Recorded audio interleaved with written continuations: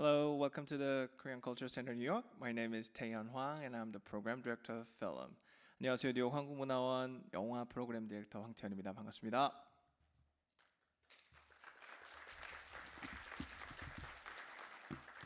All right, thank you for coming today with the nice weather. Thank you for coming here. Yes. For those of who are new here, the Korean Culture Center New York is the branch of the Ministry of Culture, Sports, and Tourism of Korea.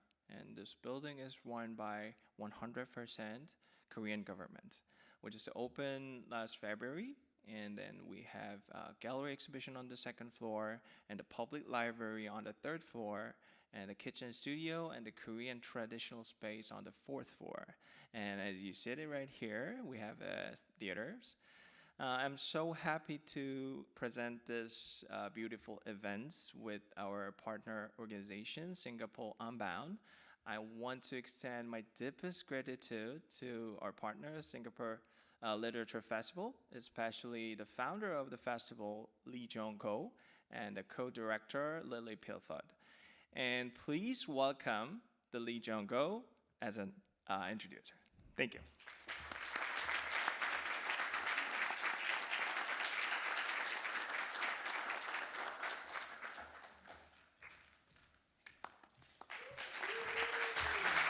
Thank you. Hi everyone, my name is Ji Leong Ko. I am the founder of Singapore Literature Festival. Together with my festival co-director Lily Philpott, I want to welcome you to the 6th Biennial Festival. The theme this year is Living Adaptations, and the program focuses on the art of adaptation in the writing for stage and screen. We're very grateful to the Korean Cultural Center, New York, for co-presenting the first day of the festival. We're so honored to kick off this year's program with a keynote lecture by ONG Keng Sen, the artistic director of Singapore's TheatreWorks. It is no exaggeration to describe Keng Sen as a world pioneer in the performing arts. He was the founding festival director of Singapore International Festival of Arts.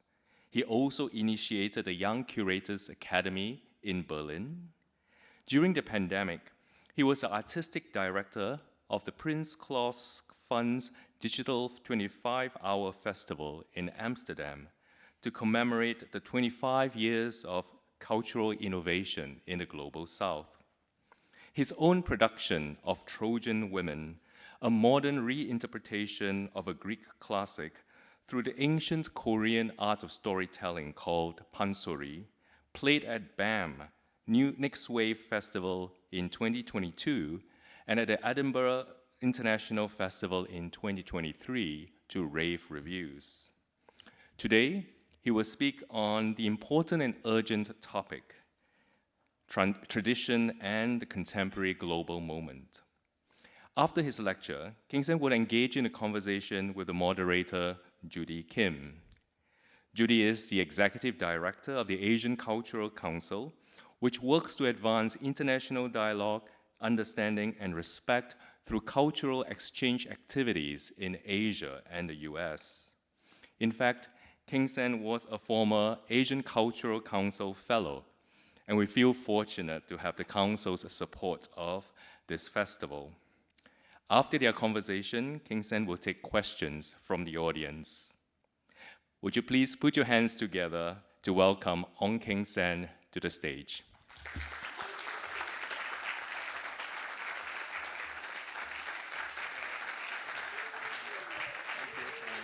Thank you. Hello, thank you. Hi. Thank you very much. Yeah, thank you. Good afternoon. It's a very nice sunny day, so I'm not sure that we can be as sunny as the outside, but we'll try. Just want to thank the Korean Cultural Center for having us. It's great to be in this brand new building, and of course, the Singapore Unbound, Ji Leong, for inviting me, and also Judy for joining me later on in the discussion. So it's nice to see a lot of old friends, some familiar faces, and at the same time also to be supported by the wonderful technicians here in this space. So I think that what could be interesting is for us to talk a little bit about this production of Trojan Women as a way of entering into a larger discourse about how we continue to live in a spectrum of both tradition and the contemporary, and of course this itself moves through certain identities and affinities, right? Because what's happened in the last 20, 30 years is very strong recognition of Asia as a site which is now very often seen to be in contestation with the US through China and US relations. But you see this as a continuing geopolitics of where we are sited for some of us who come from Asia, and to be in a continuing relationship with a global power like the US. So I think that perhaps we should talk first about Trojan Women, and maybe I should start with a slide. So this image is actually of Hecuba, and for those of you who know some of you know the text by Euripides? Yeah, okay. So Trojan Women is a text written around 200 to 300 BC, which makes it about 2,300 years now. And this text is one of the standard texts of Greek classical tragedy. But of course, when we played it in Seoul, the first production was in 2016. It was not done in a similar way with the Greek tragedy. It was adapted, and it was adapted through a series of processes. And what's interesting to note is that actually we took about 4 years to put a production up.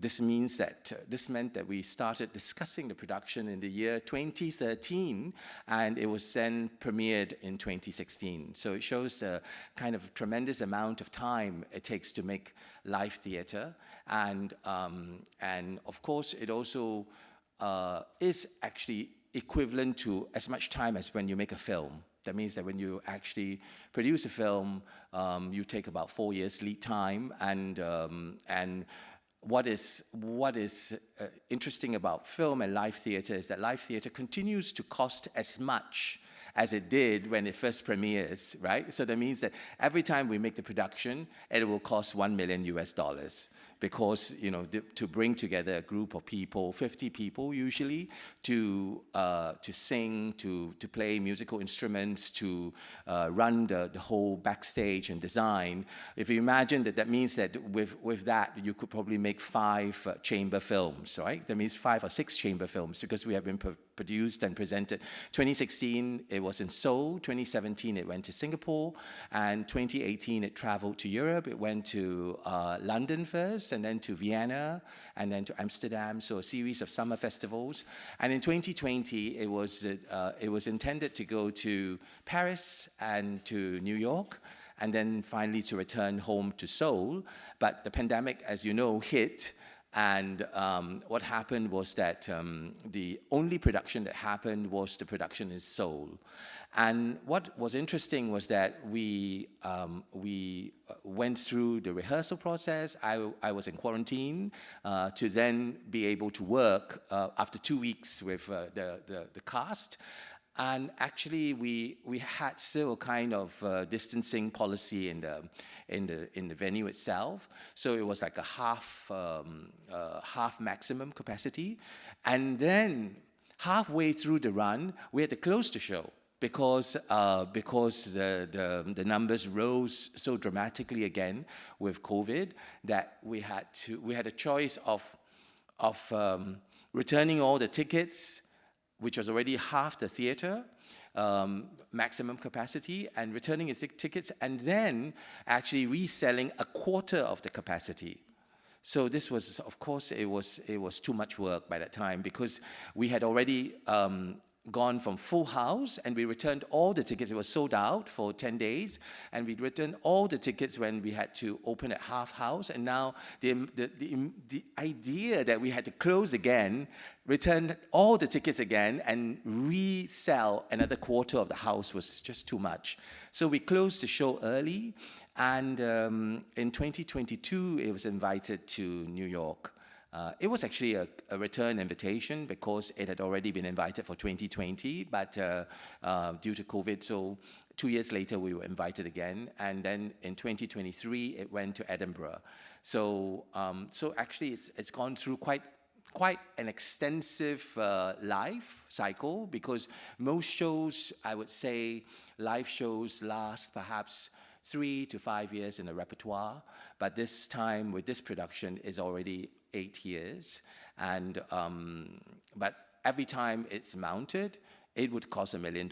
So it's a very, very expensive process, and to think about how to justify this and why it's still important to be live, I think is a question of, the central question is related to this idea of living adaptation, right? Because it involves the live performance of pansori or changgeuk, and in particular, this form itself is going through many transformations through the centuries. So not only was there a kind of a journey of Greek classical theater for 2,300 years to understand how a work can last so long, means that it has continued relevance. And unfortunately, the continued relevance is women and war. So this means that we have constantly in the world been at war in the last 2,300 years, which makes it constantly relevant. And in the Korean production with pansori and changgeuk, it's probably having a conversation with 600 years of adaptation, right? Because pansori is said to have started in Korea around the 14th century, and this is essentially a storytelling form. It's usually with one singer and one percussionist. So they are as a team, roaming the countryside, and they tell stories. There are many pansori plays. There were many pansori plays in the past, and now there are 6 that are still extant or existing, and 7 fragments. 7 fragments, that means incomplete plays, making it like a very small repertoire of only 13 plays. Or 13 stories. And even that, more than 50% is just fragmented excerpts. So the 6 surviving full length was performed by one singer playing all the parts. And then around the turn of the 20th century, it became modernized to become a musical form. So from a storytelling form, it became a musical form. And this musical form itself was an adaptation of popular taste, right? Because it was involving hybridization with musical theater, as well as with opera, with music theater. So by the time we came to Trojan Women, to do a production of Trojan Women, it was very complicated. The question of like, how should we mount this musical form? And I think that it's interesting because we decided as a team, based on the concept that I proposed, to go back to a kind of the kind of bedrock of pansori, which was to go back to one singer, one instrument. So it was not just percussion, but like, for example, Hecuba is supported by one instrument called the komungo, and the komungo is a kind of a zither, and it's played essentially with it's strummed quite heavily with a wooden kind of I would say it's almost a it's not a stick, it's like a pedal. It's played with a wooden pedal, and it's usually representing the male voice. And in the structure of pansuris, it usually represented the patriarch. Obviously a king in some of these stories, but also sometimes the father role. And so we decided to use this instrument to accompany Hecuba, who in the course of the Trojan Wars ended up leading a group of Trojan women. So she was kind of the only surviving authority, and so she was represented by this patriarchal instrument, or actually we appropriated the instrument for her to present all her monologues. So one of the central ideas was to return to some kind of beginning foundations of pansori, right? Because the changgeuk musical form had become very lavish. It had become like, I mean, I suppose you could imagine it to becoming like Broadway. So if you have a storyteller, and then suddenly you have The Lion King, a production like that, that's the metamorphosis or the adaptation from a storytelling form to a grand musical. And so part of the process of Trojan Women was to return it to the humble beginnings, to have one voice and one instrument, and to go back to the idea of the sound of a voice. And the sound of a voice is itself, of course, something quite related to opera, where very often you listen to the acoustic quality of the voice. But in the case of pansori and changgeuk, it had evolved in 600 years into a highly amplified form inside usually auditoriums and massive auditoriums like 2,000 seaters. So and the modern Korean theater was not built for the acoustic voice. So it was heavily amplified. And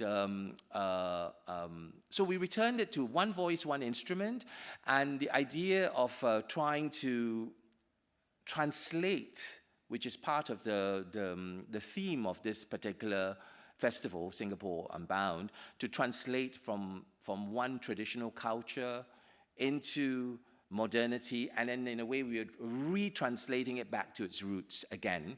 And so we had 4 main writers who were working on it. One is a Korean writer, and Mr. Bay was actually rewriting the Euripides text. But actually, it was more complicated than that, because it went from Euripides to Jean-Paul Sartre. We were using his adaptation, because it was an adaptation which was post-colonial. It was looking at the French relationship with Indochina. And the story of Trojan Women is related to the war between the Greeks and the Trojans, and the Greeks were colonizing the Trojans. So Jean-Paul Sartre, when he rewrote it, looked at the relationship between the French colonizing Indochina or colonizing the Vietnamese. So the Trojans were related to the Vietnamese culture, and the French were the Greek Hellenistic cultures. So it went through these translations from Euripides to Jean-Paul Sartre, which was a kind of, I think it was an adaptation in the 60s, and then Mr. Bay rewrote it. And one of the central questions that I had for him was that how do we actually think about the relationship between man and God? Because, as you know, in Greek tragedy, the central relationship is that the human being becomes fodder for the gods, right? That means that the suffering, the human suffering, is kind of the result of the play of the gods. That the gods are moving these human beings around and creating disasters for the human person. And I said to Mr. Bay at that time, I said, how do you think we can translate this? Because I felt a fundamental contemporary disbelief in the fact that our lives were still related to God in a way where we were chess pieces. And there are, of course, very many, I would say all the monologues refer to a God presence and how the gods are unfair. And Mr. Bay said something very interesting. He said, I want to bring you back to the Daegu subway fire, which was a train fire in Daegu, which is in the center of South Korea. And the train fire was the result of arson, but because of some errors of the train, the transport personnel, the two trains that were involved became was disastrous fire, and I think almost close to 200 people died. They were roasted in the trains, and Mr. Bay said, at that time, a lot of the families had gone to the Daegu transport system and asked for compensation for what had happened to their family members. And the standard reply that a lot of the bureaucracy had was that, well, we have already compensated all of you. So it's a standard compensation, and we will not be able to do more. So he said that, okay, so in that situation, you have the individual family or individual going to try to seek redress from the gods, the God voice, right? And this God voice is usually a government authority, a government voice, who as a god says, no, you have already been compensated.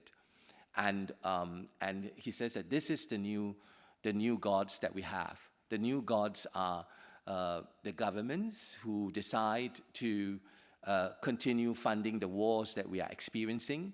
The new gods are the people who have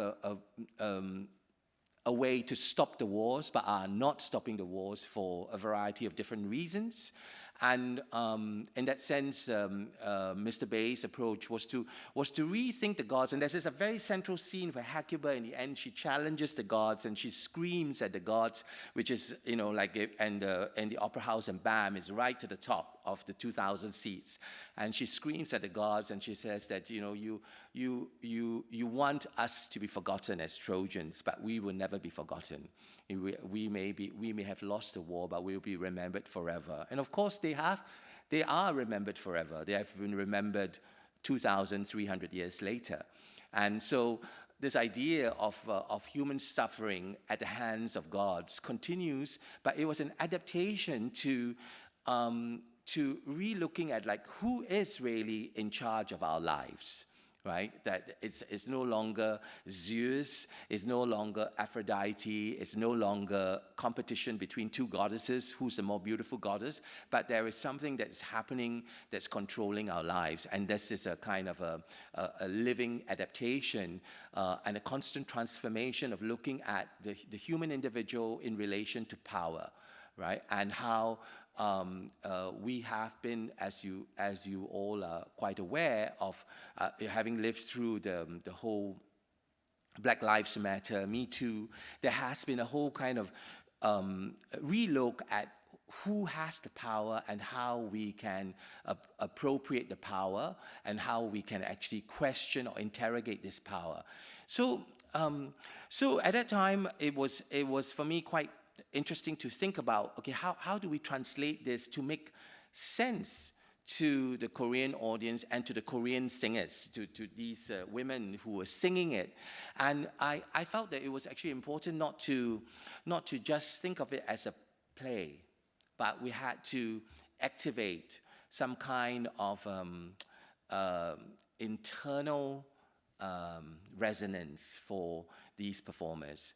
Because I was very mindful that I was coming from a non-Korean perspective, entering this form and actually asking them to think of themselves as Greeks, and they still had names of, like, in the performance, Polyxena, Andromache. Hello, what's that? Who are these people? Why is my name, you know, from Kim Byung-hee? Why am I now Helen or Andromache or Cassandra, and what do these names mean, right? So I felt that it was important to try to activate a kind of emotional relationship, and that the relationality between these performers and these characters and these themes were not 2,300 years before, because I can see that when they perform Pansori or changgeuk, there is a kind of disconnect, right? Because they're singing of like relationships of women who are deserted by their husbands. They're singing about loyalty between two warriors. But this is all like from 600 years ago, when actually the pansori plays or stories were used by the rulers to, in a sense, create a hierarchy of duty and relationships. Right? That means if you are a woman, you have a duty to your husband. If you are a man, you have a duty to your king. And these traditional pansaris were actually reinforcing these relationships. And so how do we make sense of it today, where we are actually interrogating power? And how then can we have relationships with this emotional material, where the women, you know, every rehearsal they were weeping their hearts out, and you can't do that with material where it's just a play, where it's just a text. You have to activate some kind of emotional resonance with them. And at that time, we were also going through a major moment in Seoul, because some of you are aware of the comfort women issue. And at that time, Japan had made a major reparation to Korea concerning this issue in court. The litigation had completed, and there were a lump sum that was returned to these women. But of course, many of the comfort women who were sex slaves to the Japanese Imperial Army, many of them had already died. And I don't know where the money went to. I suppose it went to some kind of association. And the Japanese embassy said at that time that now that we've completed the reparations, we have to remove the statue of the comfort woman that you have placed in front of our embassy, right? So, and there was a big movement at that time by a lot of the university students to protect this statue, right? So it was very emotional, because these young undergraduates, like it was a little bit like Occupy Wall Street. They occupied the street outside of the embassy, and they camped overnight to protect this statue for weeks. And it was the entire period that we were in rehearsal, and the young people camped, and they played games. They did all sorts of lectures around this statue, and it was in this kind of climate that we were actually rehearsing this work. And of course, it was also for me important to ask what was going to happen to the Trojan women after they leave Troy, right? Because they are all, this is the moment just before they board the ships to go to Greece. And they would end up as slaves, including some of them as sex slaves for their Greek rulers. And many of them would be dispersed from their mothers and sisters and their grandmother. And this idea that these women were actually facing some kind of slavery, that there was going to be a range of, they were going to be labor, different sorts of labor. So the idea that was holding the performers together was this narrative of comfort women, and what happens to women they become chattels during war, and they are moved around, and they lose their individuality, of course, and of course their relationships with the soil and their relationships with each other, and they belong to somebody else, as in Roman times or Greek times, where you are a slave to a Roman general or that general's family. So maybe we move on, and this is a scene of Cassandra, and it's interesting because the production had to be written in two different ways. There was, first of all, the text, but the text had to be put to a meter. So you could not just have the text. You couldn't say, like, tonight the moon is bright, but you have to put this, tonight the moon is bright, the syllables of that, into a meter. So actually there was a whole process of composition or translation of this Korean text written by Mr. Bae into a meter. right, and into a singing meter called changgeuk. And the changgeuk composer, we invited Mrs. An Soksan, and Mrs. An Soksan, she is a national treasure for singing one particular role, only one role, but she's a legend for singing that one role. And it's a little bit like singing, let's say, imagine that you become a national treasure for just performing Juliet. And you perform Juliet from, well, I suppose from your 30s until your 90s, you know. And Miss An or Mrs. An had become a national treasure for that. So we invited her to put the text onto the meter, and then we also invited Jae-il, and Jae-il is a contemporary K-pop composer. And Jae-il wrote the music of the chorus. So the central characters, there are 4 central characters, and the central characters are Hecuba, Cassandra, Andromache, who's Hector's wife, and she has the heir of the Trojan throne, which is Astyanax, the prince, is a child, and this is actually, there's an image here. That's Andromache, and she has the Greek heir, this royal baby blue, a kind of a bundle. And it's so clearly, because the production works on the idea of Bertolt Brecht and this idea of alienation or distanciation, where that you are completely emotional, but you know that this is just a block of wood.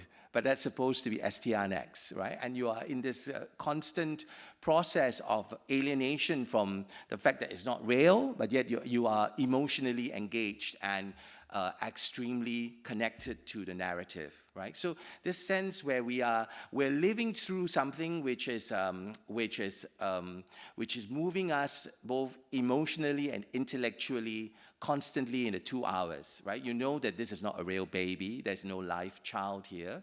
And even though they are singing that this child is going to be thrown down the cliffs and his head will be banged against the rocks of the cliff, you intellectually know there is no child, but then emotionally you're moved. And this is what Bertolt Brecht calls this constant process of alienation or distanciation, where you are looking at issue, or you're thinking about the issue of what happens to women and civilians and children during war. So Andromache was important because she was the mother of this child. And then we had Helen, which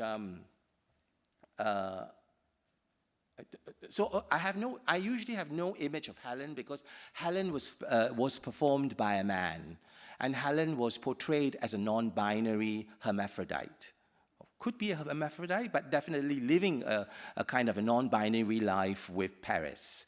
So I normally don't have a scene, a picture of Helen, and you would see her or see them later on in a video clip. But at this moment, you see like Hecuba, just about the moment she starts to curse the gods, right?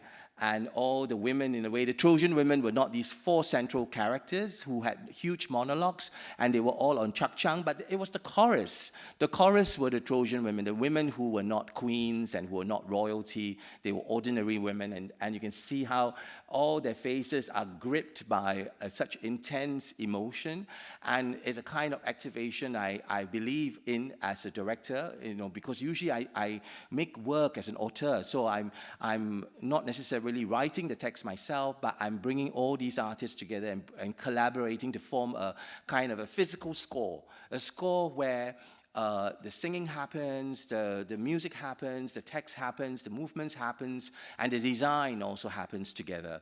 So you can see how this is the performance. I think probably is about 2 hours long, maybe, and these 8 women, 2, 4, 6, 8, surrounding Hecuba, the 8 women are on stage all the time, singing all the time. You can see how their faces are filled with all this emotion and anguish, and it was a sense of like, how could we perform this work in today's times when we are feeling an impotence or despair? But here they were not They were not in despair. They were actively struggling for their lives.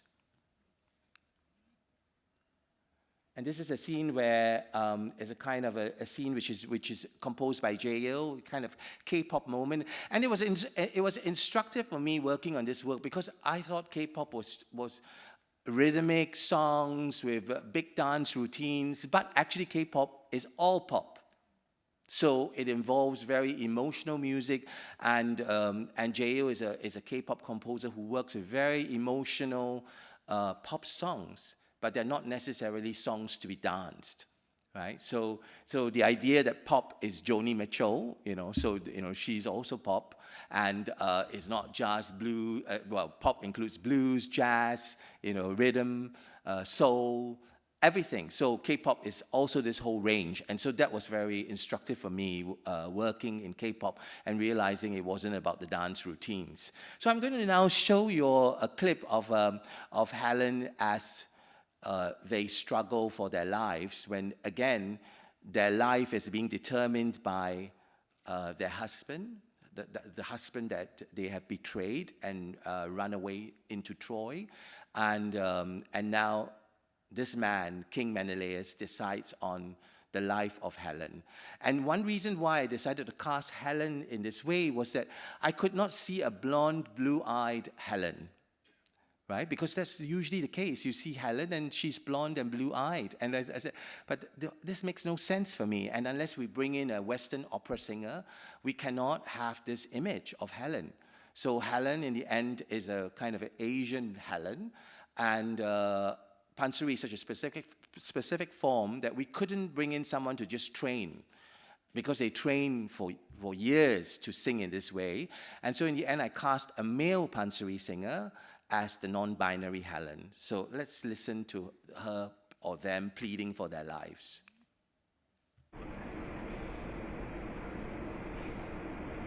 넌 나에게 모욕을 줬다. 죽어야지. 명지천참도 못 알아듣지만 돌로 쳐 죽인다. 바로 여기서. 고맙게 생각해라. 금방 끝날 테니까. 우리들은 10년을 기다렸다. 너 하나 때문에.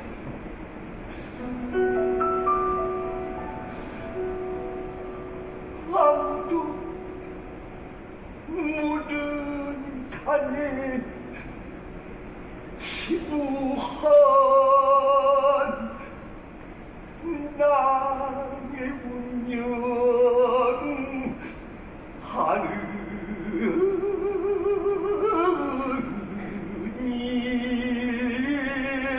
하나 없네. 뼈아픈 나의 희생 낯선 산에 오래 끌려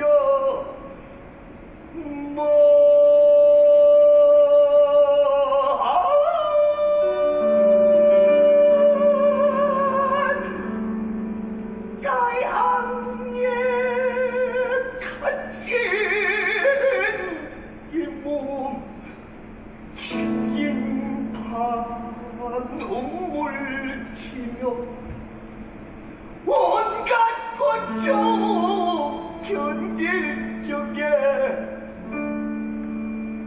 찬하게나 고향 생각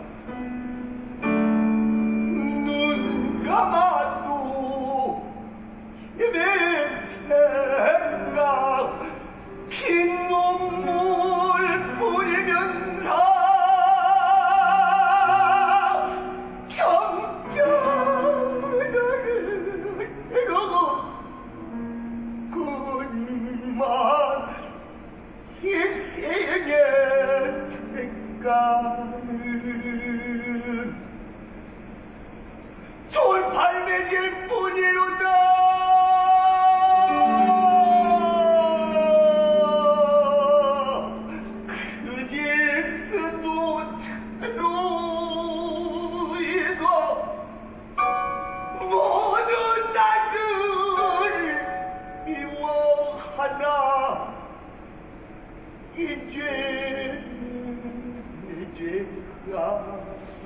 아니라 신들의 죄인인데 이제 나를 쳐주겠니 온당하고 합당하고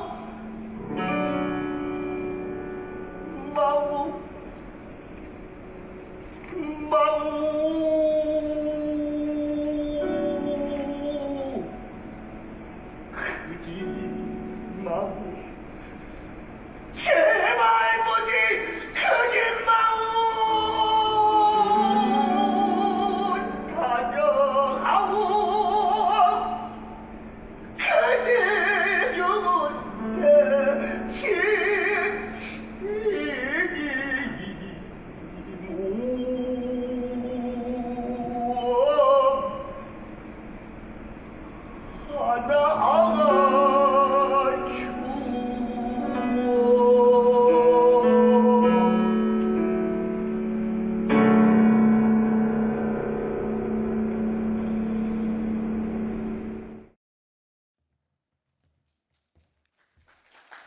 Yeah.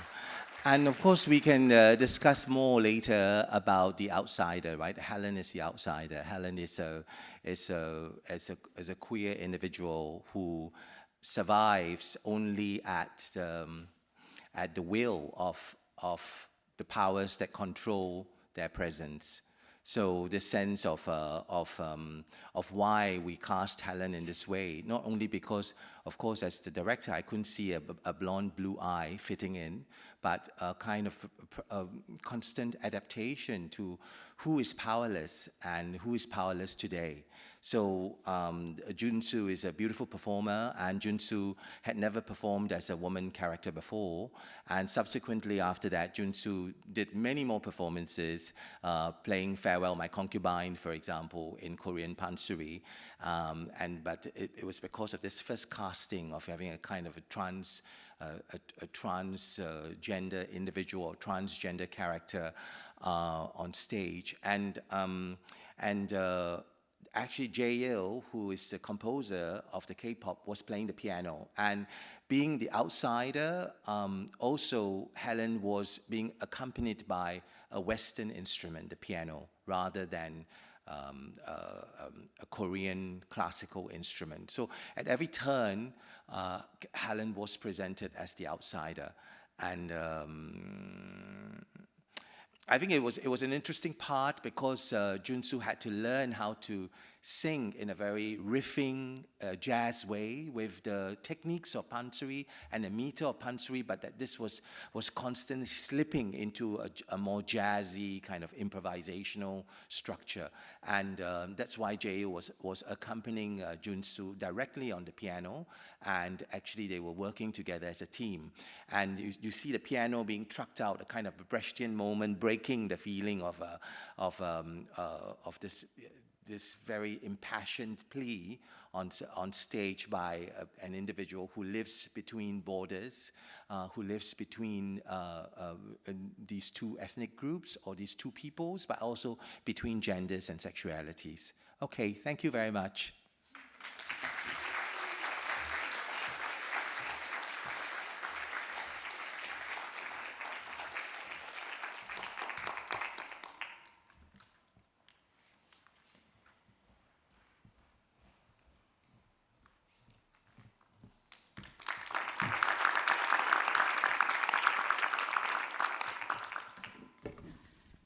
Thank you, Keng Sen. That was great.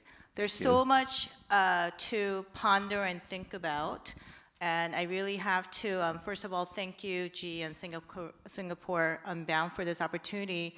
And the theme or the title of the conference, Living Adaptations, I think is so well-fitting for Trojan women. So there's so much to unpack. But let me start with a simple one, if I may. So, working with the National Changgeuk Theater of Korea and choosing pansori, which is a very, I think, an unfamiliar art form for even some Koreans. But I think certainly outside of Korea, it's a difficult and unfamiliar form of an art form. So when you were entering into this project with pansori and with all the iterative means to get to the performers, what were you thinking?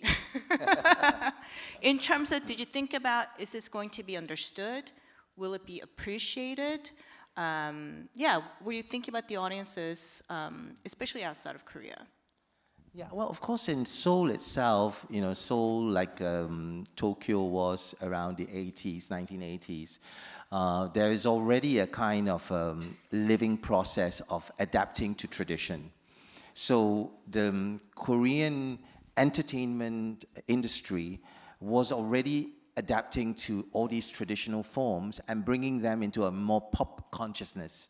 So in that sense, it was not so, I was not proposing something so very radical. I mean, it was radical in terms of how we treated it, but there was already a kind of entertainment consciousness that we can bring this kind of very traditional 600-year-old form into mass entertainment. And in terms of whether it meant anything abroad, you know, I think you don't really think of making a work and think about touring the work immediately. Because I think that when we make a work, especially for performing arts, we're always working very locally. We're working with the immediate context. And if it's lucky enough, and if there is a not just lucky, but if it's relevant, it will tour. And then you start to think that, okay, so what would this mean to Vienna or to Amsterdam? I mean, we knew that we were going to move back to Singapore because there was co-production between the Singapore Festival and the Korean National Theatre. And the National Theatre, just to explain, has actually three sub-companies. There's the orchestra, there's the dance company, and then there's the opera company. So together they form the National Theatre, but they will call themselves the National Changgeuk, which is a national opera company, the National Orchestra, the National Traditional Dance Company within this big umbrella. So, of course, because it was a co-production already, it was coming back to Singapore. And I think that for myself at that time, I felt that it would have a conversation with what we lack in Singapore, because we lack traditions in Singapore. And there's no positive or negative about it, but it's just that it's an island that's constantly reinventing itself, being 25 kilometers by 40 kilometers, now 6 million people, but how can this group of people continue to live even 50 years ago in the same way as 50 years ago? You know, it's a very dynamic situation and a constant need to adapt. So in a sense, I felt like bringing a work which was having these long roots to 600 years ago to some kind of source or well of sustenance. And we talk so much about sustainability today. Because we have lost our sustenance, as human beings, we've lost the connection to all these things that we were connected with before. So I feel that it's constantly important to think about human sustenance. How did we live 600 years ago, you know, and what was it like? So that actually brings me to, I was thinking about the word adaptations, both in terms of Trojan Women, but also all of us as human beings, and in particular, as Asian or Asian Americans living in the US particularly. So I Googled, as we all do these days, the word adaptation, and just want to read just a couple of different definitions, right? So an adaptation is any heritable trait that helps an organism, such as a plant or animal, survive and reproduce in its environment. So that's one kind of a definition. Adaptation within science, rather than literature, is a process by which an organism evolves to become better suited to its environment, increasing its chance of survival. And of course, within the literary, it's the transforming of a written work into another medium. The goal is to maintain the essence of the original story while also fitting it into the new medium. So I thought this is really interesting, that the survival, right? Like, why do we adapt? whether it's evolution or work of art. And I just want to throw that out for something to consider, again, for literary works of art, but also just in terms of self-identity. You know, so any response to just that idea of adaptation and how it applies to in so many different ways? I think that this idea that the three different definitions that you read, it's about sustainability, it's about survival, it's about also adapting to new forms and new mediums. And I think that, I suppose, the proposition of some of this work that I do with traditional arts as a contemporary performance maker is that I believe that we can be sustained if we go back into traditional practices, if we go back into ancient technologies of remembering that these are the sweet waters of life, you know, and that we have to not think that we have to abandon everything as we go into the future, that sometimes we have to reconnect, and this reconnection is like right now I'm working on a project in Nepal where we are really looking at the place and how each place has a certain practice and a certain ancient technology which is in oral culture. And how can we actually listen to these oral memories of a different way of life, and that's a way of connecting, as a technology of connecting with the soil, and how soil is so depleted. Like in Singapore, you know, there's been a lot of the soils that we live on, which were soils, farming soil, and this has become taken over by the military. And after years of being pest-free, and you know, the soil is now going to be destroyed. And we are losing soils in this way all the time. All the natural soils, which takes decades to become pure, it's so easily corrupted. You know, and this is a very central question for me, actually, about traditional practice, is about food security, actually. Because we are in a time when we are losing our food securities because we have destroyed the way we farm and the soils that we live in. Yeah, and so going back to tradition is quite an important conversation for me about sustainability also. Thank you. That makes me think of something that we were talking about when we were chatting earlier about the idea of activation, right? And the notion of adaptation for me is very much linked to activation. And then we were also speaking earlier about the role of the arts, right? And you know, when we talk about the arts across different cultures, you know, there's soft power or cultural exchange, as you know, we both work on, but that there might be a space between art and diplomacy, which is activism. So, you know, what you just said about going back to tradition and literally, like, resources, food, to literally survive, right? How do you see that relationship between what we do as artists or arts supporters and the idea of activism? And if adaptation is perhaps a tool or method of survival, what's the linkage? How do you see those relationships? I mean, I think that in Singapore, we hardly can use the word activism. You know, I know of three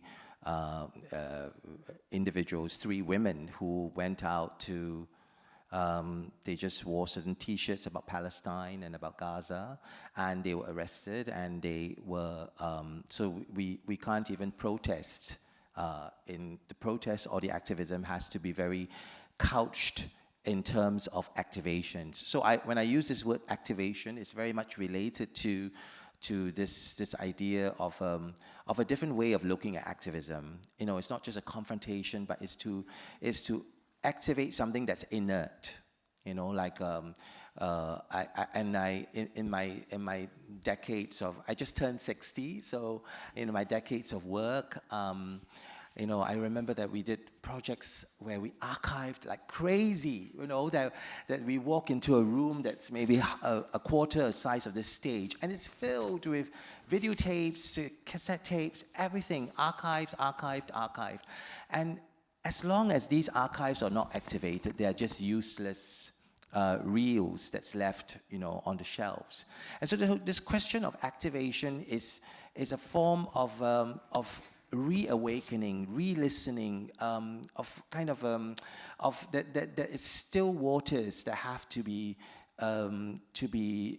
re-channeled, reignited, a latent potency that needs to be reactivated. So I believe a lot in this idea that there is a potentiality, which is not even a potential, but it's just a potentiality, and that this potentiality has to be activated. And in all walks of life, you know, even in just performing a text, how can this 600-year-old text or 2,300-year-old text become activated to mean something vivid and immediate, and that it kind of like courses through our veins and speaks to not just us but the audience so immediately.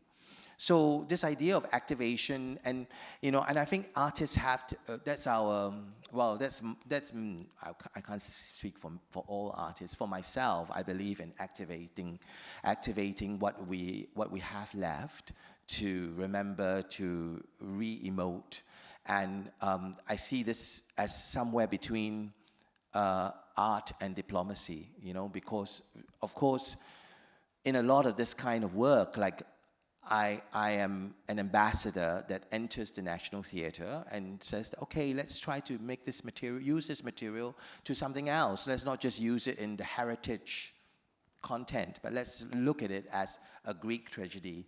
And so I have to be an ambassador in this direction, right? When I'm speaking with the National Theatre, we took 1 year of convincing them to do something like this. So usually I would say like theatre takes 3 years. Working with any national theatre, you have to take 4 years, right? And so there is that process. But then at the same time, like right now, I'm also an ambassador with all of you about traditional theatre, right? Because we don't necessarily work with tradition as the first thing in our daily lives. It is an effort. It is a journey, and I feel like this idea of diplomacy, and you know, there have been times when I've been invited to national theatres and I work, and sometimes doesn't work out, because art goes beyond diplomacy. Art making is something more than just being diplomatic. Art making is also a confrontation. When you write a text, when you sing a song, it may be triggering certain things which should not be triggered by these hegemonies of powers. They don't want to have these triggers. They want these things to be locked up and not activated. So, but the artist is not just a diplomat. So we have to go beyond that, yeah. Yeah, I wrote down something you said the other day. You said about diplomacy. Mm-hmm. You said good art isn't always diplomatic. I want to kind of turn back to you, and when you came to New York in the 90s, early mid-90s, on the Fulbright, and ACC was able to support that effort, you went back to Singapore after and created this network called Arts Network Asia. Can you speak a little bit about that? Because I think that relates back to kind of your, maybe one of your earlier forms of activation as an individual, right? I think coming to New York and coming to America is a very significant moment for most people's lives. And of course, this is sometimes we stay forever. I know that when I came to New York, I met for the first time in such a vivid and passionate way all of the Asians who lived in this city. You know, there were so many friends who connected with me in NYU in performance studies. There are some here in the audience, and there were also other people who connected with me through the ACC, other Asian artists, and it was a kind of, I wouldn't say, I think being Pan-Asian is too glib, because I don't think we are really making a Pan-Asian thing, but we come together and we start to talk about our dreams and our hopes and our challenges. And it was a very strong moment for me to come into contact with many different Asias, actually in New York City. So I did not just come into contact with America, but I learned about Burma, I learned about what is happening in my own part of the world, which is sometimes denied to us because of where we are actually living. So when you come to New York, there is the starting of an open culture, where you begin to rehistoricize your life. I'm curious, as a Korean American, born overseas but raised here most of my life, this notion of when you speak about coming to New York and meeting other Asians, right, after growing up in Singapore, can you speak a little bit more about, in hindsight, why was that so valuable? More so than meeting just, say, like non-Asian Americans, because you're meeting all sorts of people, you're enrolled in schools, so you have access to all types of people. But why did that, do you think, had the most impact or the most lasting impact? I think we don't live in the world of bilateral relations, right? We live in a multi-relational world. And I remember in Berlin, there's always this poster, which is outside my house, that says that, okay, when you sleep with someone, you're also sleeping with their partners that they've slept with. And it's like completely multi-relational. So it's not just bilateral, a bi-relational relationship, but it's more. And so the question of being in this kind of world where you are all interrelated, and what's happening in Gaza, what's happening in Ukraine is affecting me, even though, I mean, people are still surprised, you are so engaged with Ukraine, as if like, just because I'm Asian, I don't have a relationship with Ukraine. And so I think that this moment in New York was very precious for me. I was here in 1993, and for 2 years, I engaged with many practices, which I then tried to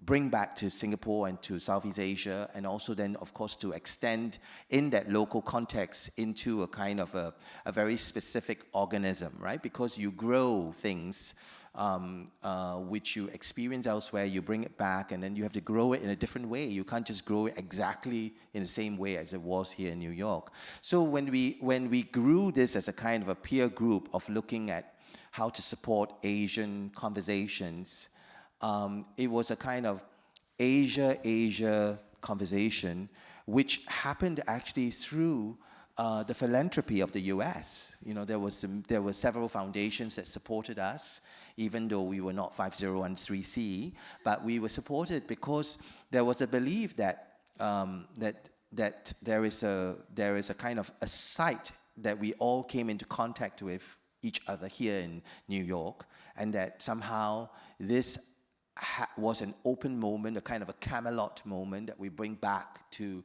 wherever we come from, and then we grow this in a different way there. So I was very affected by this. I think that it changed the way I work, not just as an artist, as a facilitator, as an individual. I found that I couldn't work with the here and now anymore. I had to go into archives. I had to go deeply into archives. I had to think of futurities, not just a future that's real, but a future that's possibly imagined. And through that imagined future, we can then rethink how our world is being destroyed now. I'm curious when we get to the questions and comments, I hope, from the audience members. I'm eager to hear from you as well about this question, because I think one of the things that Singapore Unbound does is allow for artists of Asian, mostly in New York, mostly in the US, but to be able to connect, and it's not just for people from Singapore, right? It's like Asian diaspora. So I'm curious about that, this notion, because I think that self-identity especially is very much shaped by the context. Your identity is constantly, you are constantly kind of readjusting, and perhaps this is kind of adaptation in real time versus evolutionary adaptation. But when I'm in Korea, for instance, and the way I'm perceived versus when I'm not in Korea but in Amsterdam or New York or Madrid, I'm seen a different way, and that in fact informs how I think about myself as well. So it's just a topic and question that I'm really curious about. I wanted to kind of turn back to cultural exchange and this notion of soft power and cultural diplomacy. What do you think about it? How effective do you think it is? What are the limitations of cultural diplomacy? So for instance, there's a difference between, I think, a novel or poem that's written, or theater or film, versus an individual experience, right? So considering kind of those things, what do you think about? I want to be hopeful, but just wondering, what do you think? Well, I think that I realize as a maker of work that I can't just make work in the conventional way. I have to think about work as human processes, so not necessarily plays or orchestras or dance choreographies. I have to think about this work as a way in which I'm having a conversation with you, and I'm having a conversation with the audience, and we are thinking in this way where it's about the human processes that we are engaging with. So I see that as a very central part of my work. In fact, I would say like it's probably maybe 90% of my work are these human processes, and I only make 10% art in terms of finished work, And so, and this is amazing for me. As a young theatre director, I started off making 4 plays a year, because in Singapore we are often encouraged to overproduce, even though there's no audience. Just produce, just do, And so you are like, so you are just producing all this material, using all these resources, and we are overproducing. So, and then it became like I did 1 play a year, and now I do 1 play in 3 years. 2 or 3 years, and I'm very happy, because the rest of the time I'm constantly busy because I'm involved in human processes. And I think that this is a very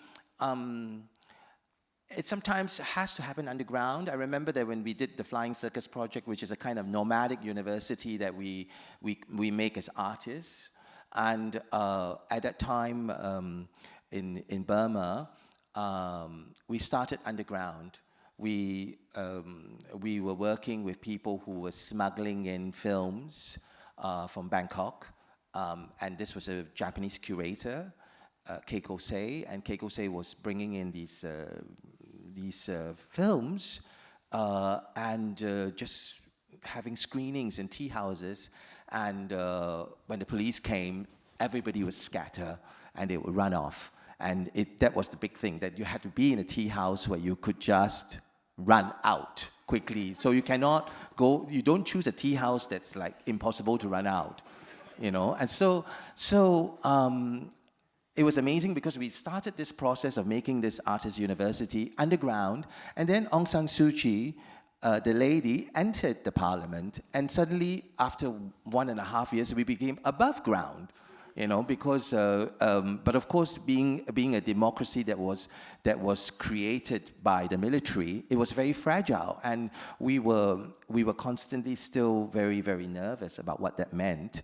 But you realize that the work that you do as an artist is not just as an artist, it's first and foremost as a human being, that I would ask Keiko, why did you do this? Why did you, from the comfort of Japan, go and base yourself in Thailand to secretly move these tapes in and show them and talk about these films? And she said, I just have to. I had to. And I think that's something which is very, very real in the work that we do as human beings. We have to do it. It's not just because we are trained as a writer to write or to make theater that we do it. We do it because first and foremost we had to as human beings, and we still have to. So you come to a city like New York, and you are impacted not by just concerns of American democracy, but you begin to see like it's a very complex world of trying to connect. Yeah. Thank you. I think we have time for just maybe one more question. And this is just my personal curiosity. When I was reading about, first reading about Trojan Women, I was looking at all the numerous great reviews, and there was one that in a periodical called The Skinny, a review by Ro Chung, you mentioned something called the psychic translations. Psychic translations. In talking about the original text for Trojan Women and struggles known to Korean women today, I think was part of the.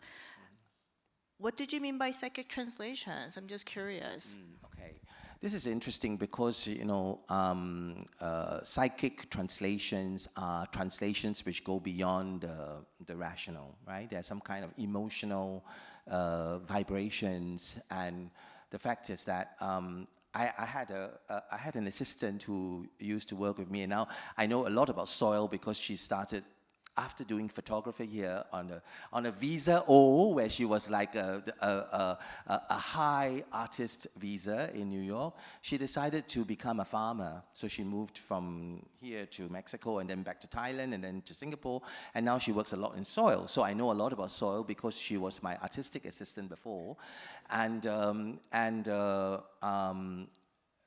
she's also working in somatic practices. And one of the things about somatic practices is that you realize that you are still affected by the traumas of your grandmothers 2 or 3 generations before you, because you are already affected by their experiences as a cell. So this idea that there are psychic reverberations which remain with us from earlier generations that we don't even know about, but it's coursing through our soma.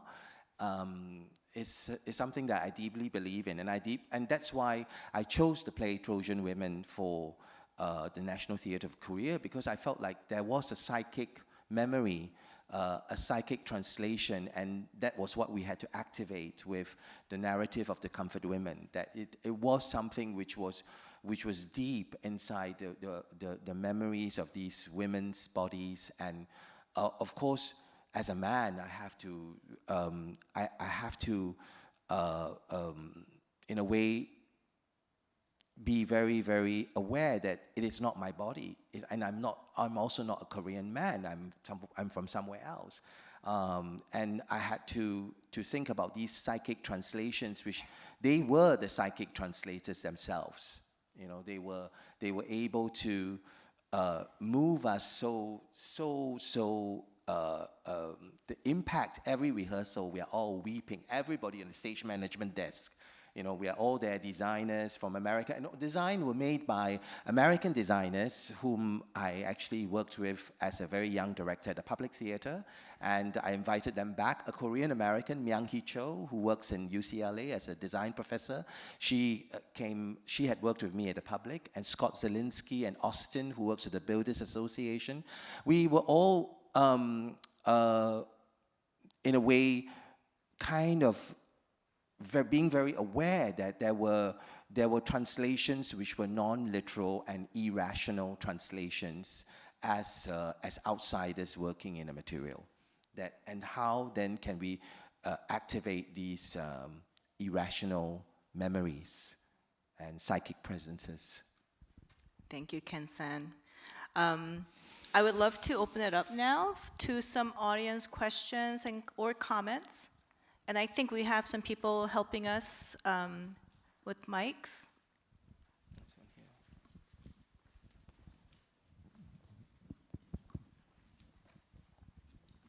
All right. Hi. So first I want to point out that I love the intentionality you had behind the character of Helen and creating her into this non-binary hermaphrodite, and the casting choice, the music direction to really highlight the androgyny and the societal isolation that she's experiencing. So something that struck me was the political themes that's been discussed in this entire presentation. You spoke about how the historical context of comfort women allowed for the actresses to really connect with the Trojan women, as well as how women in war has had this relevancy for centuries, even millennia. So I guess my question is, as an artistic director, do you feel that political charge must exist in art, specifically live performance, in order for it to be emotionally evocative, not only for the performers, but also for the audience? Okay. Actually now, in the last 2 years, I've been making this open academy in Singapore called Perform. But Perform is not just about performance, but it's about social performance, and it's about our personal performance. So the idea of Perform is a kind of a festival of art and activations. And actually, of course, this also comes from my experience here there is a festival of art and ideas in Yale. And so when we made this into a kind of open academy, it's an academy for the audience, actually. And we do a kind of a marathon of like 15, 16 fellows from around the world, from the global south. And they all look at what's their personal performance, their social performance. Different individuals come in to talk about the way they work with gardens and dance, or with prisons and poetry, and with sex workers. So how performance is very much charged, our personal performance is very much charged by politics. So this is very central for me, I think, in the way I make work. That, of course, I love to just have a good opera or a good play, but then, you know, this is something which is my own indulgence, is my own fetish. But then, so the larger thing about political performance, personal performance, and how do we still perform our responsibilities today is very central in the work that I do. All right, thank you.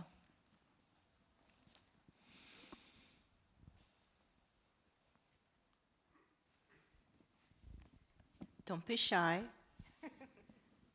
Yes, right up here.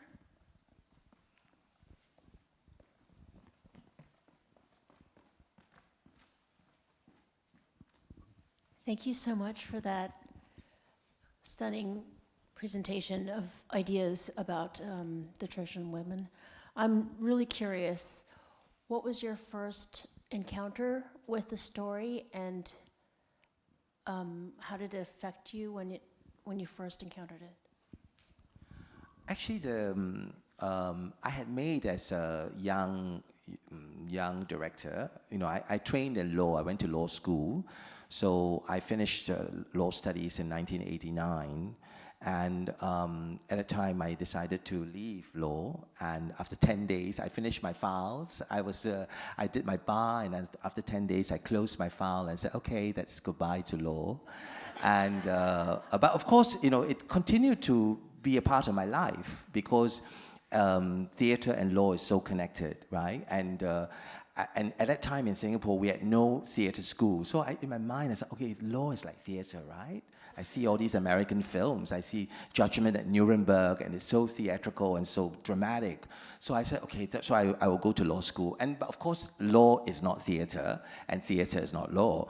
And but you know, one of the productions that I did do at the time of Milosevic's trial in The Hague, when he was tried as a war criminal, we were directly taking the law, all the proceedings in court, into the rehearsal room, and 4 actors read all these materials that were coming in directly from the courtroom. And so there were scenes like diplomacy, there were scenes like the circus of witnesses, and there were some very emotional scenes. But you know, coming to this question of Trojan Women, I had done this play in 1991 as a young theatre director, and I did it with a group of women, actually in a quarry in Singapore. And we were outdoors, and it was a terrible rehearsal process because we would be raggled in mud every day, you know. And but of course, you know, at the same time, it's true, right? I mean, these women were in the muds of a ravaged country before leaving. And I don't know what happened. We thought it would be a dry season, but it was so wet. And but it was interesting because there, Helen was cast as she was an American actress living in Singapore. So she was the blonde, blue-eyed, and it must be very evident that Helen only appears in the last 15 minutes. She is the foreign woman who is attacked by all the local women. And it was important that she was different from all the other women. So in that sense, for the Korean production, it had to be clear that as soon as Helen comes out, everybody is aware that she's different. So in Singapore, that was achieved because it was an American actress playing this part. And we had...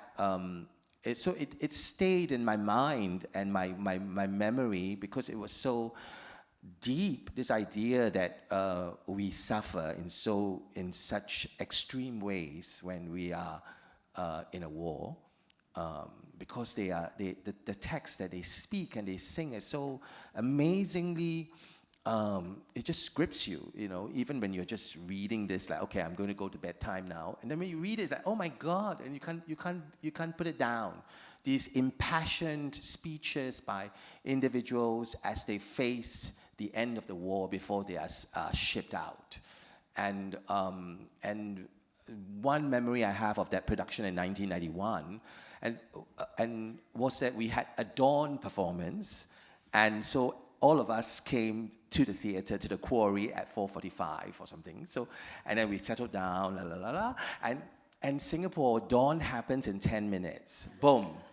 And in the middle of the scene, so we started in a very nice, it was kind of with a campfire, a bonfire, and everybody was like, oh my God, it's like the stars and night and all that. And then by the time we were in scene 2, it was bright daylight because the sunrise happened in 10 minutes. And we were doing a dawn performance, but we didn't do a dawn rehearsal. So, you know, so we just said, okay, we're all going to meet there at 4:45, and we did the show. It was sold out. We had a beautiful breakfast, but the show, which we thought would be like, in the end, when they are marched off onto the ships, that would be the sunrise after like a number, like let's say 90 minutes of sunrise. But then it was 10 minutes. And so after that, we were just like in this bright sunlight, but you saw also you know, because with site-specific work, you always have very big impressions. I remember like Meredith Monk doing Roosevelt Island, and that was one of my first works that I saw here, you know, going to Roosevelt Island in 1993. And I bring Meredith Monk up because I think that she was very important to at that time for me, because she talked about, not about identity, but she talked about affinity. And she was, you know, one of the first Americans who went to study Asian music and Asian mythology. She's a Tibetan Buddhist, and she said that, you know, that I live in a world of affinities. I don't live in a world of identities. And that was for me also a great moment coming to New York in 1993 and realizing that, okay, please put away all these identities that I learned for 5 years in Singapore, because, who is Singaporean Chinese? What does it matter? It's about who you have affinities with, So you may have been, again, a kind of psychic translation. I had a friend, and it's such a beautiful story. I'm sure she won't mind me telling this story. She was in Mexico, and then she met a tree in the park, going to the museum. Those of you who have been to the National Anthropological Museum in Mexico, it's in a big park, right? And she passed this tree, and then she felt that she knew this tree from a long time ago, that maybe she had an Aztec life. And she held the tree and she wept until the museum was closed. And she said that she just went in for the last 5 minutes of the museum because there was such a sense that this tree from a long time ago, and that you have some kind of psychic memory of this tree. I'm not very into this kind of thing, but when she told me, and now I'm a bit emotional, it's because I do feel like we have these memories. And I had a memory of 1991 in the Quarry, in this terrible dawn performance where it was great, but we were in bright sunlight. And then I had this memory, and I proposed this to the National Theatre, because I remembered this performance. I'm sorry, one more. So were you assigned the Trojan Women, or did you decide, okay, did you read it and then decide to stage it? No, I was invited to think of a project with the National Theatre of Korea, and interestingly enough, we were talking about this, I was invited because they wanted to have an Asian who was sensitive to Korean traditions, because they had an American several years before who directed a famous pansori, like a Shakespeare play. And so they felt, okay, perhaps that you as an Asian would be closer to these traditions. And, I think that's a kind of a stereotype. But okay, so I'm fine with a stereotype. It works for me.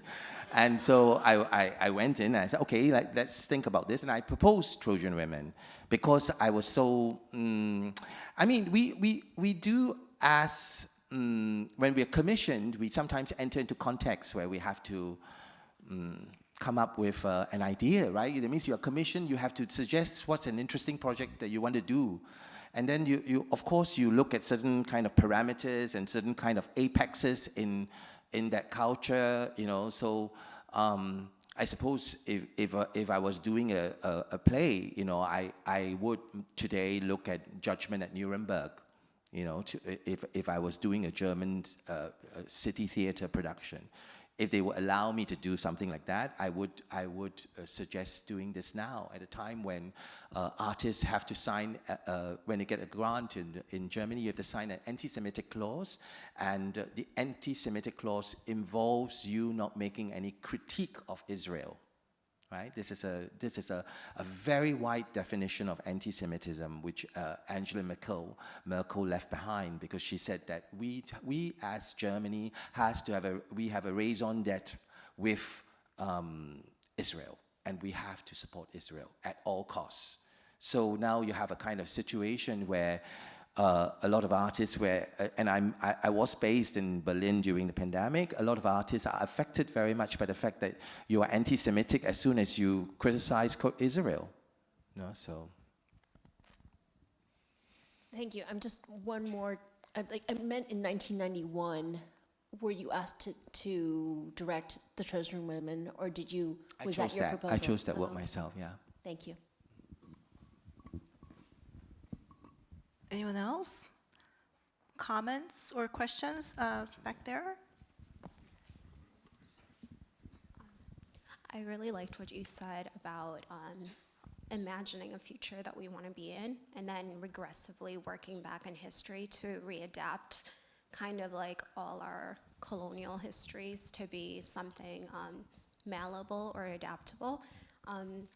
And you did a lot of work, I guess, with playing with gender.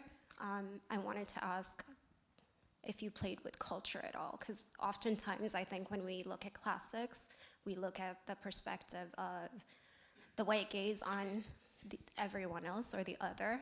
So when you adapted it in Singapore or in Korea, were there cultural elements that you adopted or adapted for those cultures? Actually, the work was very quite difficult to do in Korea because actually, in terms of diplomacy, it was not diplomatic anymore to talk about comfort women in the National Theatre of Korea.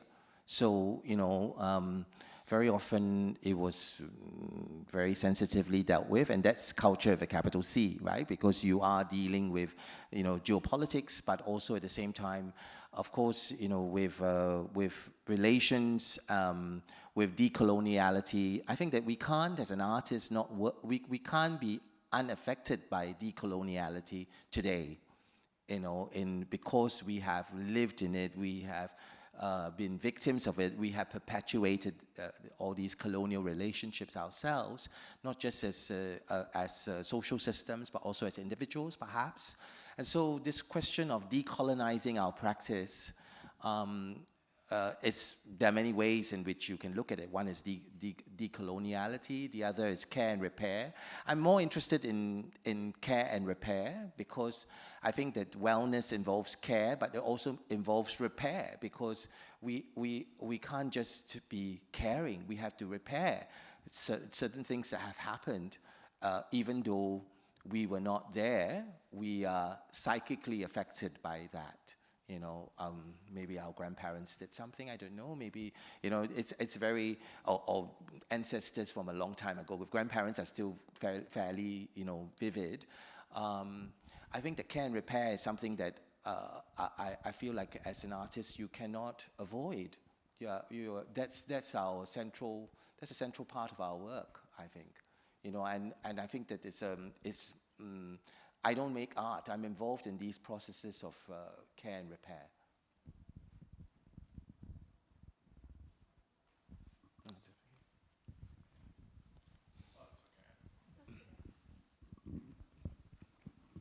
Thanks for the conversation.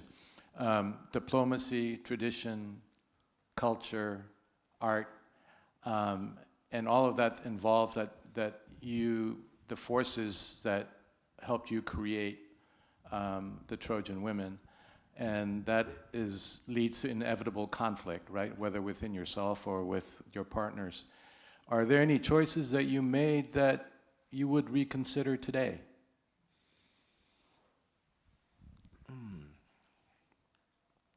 I think that I'm involved in, as I said, these processes of care and repair, and sometimes it makes bad art.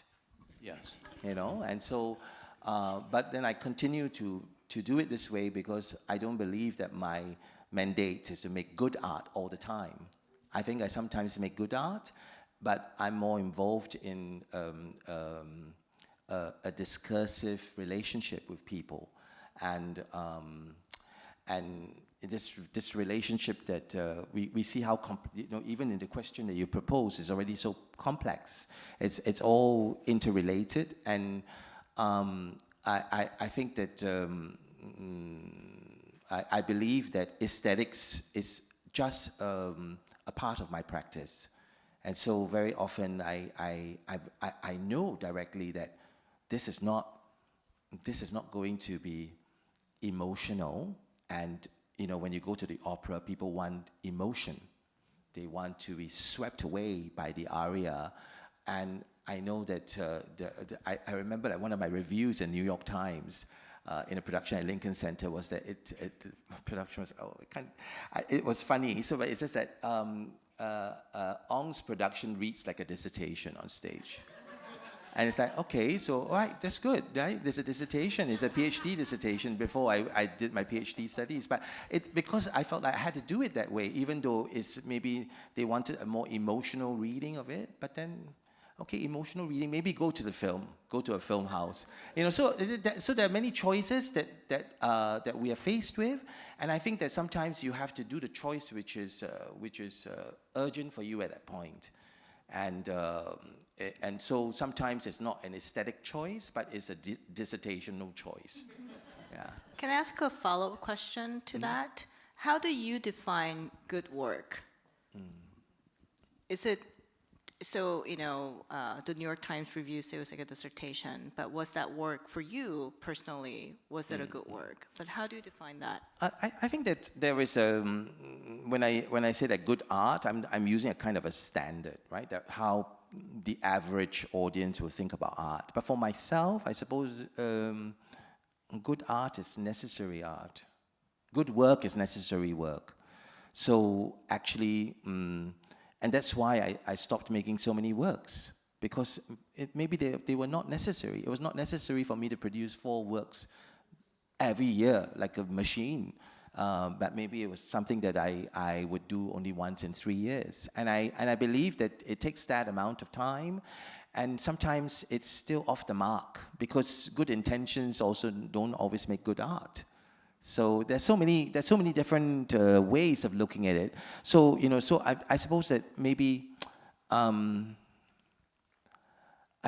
remember seeing a pottery exhibition in The Hague just recently, and it was it's an amazing show, because this potter was involved with her entire body to cut with a huge parang or sword or a blade, the vase that she was making. It was a huge vase. She had to stand up to continue to make to work with the wheel. And it's called like the vital cut, where at that moment when it's so intense that you've built up an entire vase that's 2 meters tall, and suddenly you strike it, and it's a kind of a vital cut. But then her entire body is involved in that gesture. So some people would say, like, why did she do that? It was a great vase. Why did she cut it? You know, and she did it because it was some kind of gesture as a human being that she felt she had to do, and that was her practice at that time. But I think that there are these moments when you know that you have to destroy that beauty, because that beauty was an Aryan beauty. It was a beauty that was a way of exclusion, of excluding. It was a beauty that was about grading who is deserving and who's undeserving. So that kind of beauty has, at a certain moment, be cut down. So I mean, and I know as an artist that there are so many beautiful things that Leni Riefenstahl makes beautiful work, you know. But in her Olympic movie, and but how do I feel about that when she was a Nazi and involved in all these actions as part of the Nazi army was? Yeah. Thank you. I think we have time for one last question or comment.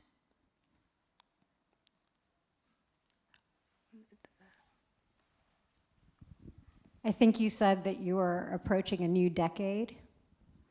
Are there any new aspirations, new challenges that you want to tackle in the new decade? Actually, I've become much more involved in passing on knowledge in a way, and it's also because, you know, I'm also coming to a point in my life. My partner is 91 years old. I have to perhaps, you know, kind of like leave my practice on the shelf for a while and spend time with him. But I feel like I'm involved in a time of my life where I need to share my knowledge, to share my perspectives, and not just to continue to make the things that I like to do, you know. So I know so many people who are making books because they still love making books, and in this age of digitality, and it's a kind of, they always say to me that it's an indulgence. And, you know, so at the moment I need to be clear about what are my indulgences and what I need to also share, because time is finite, and we have to go to those moments of choices where we choose to spend our time in a constructive way for the people around you. Thank you, Keng Sen. I think that was the most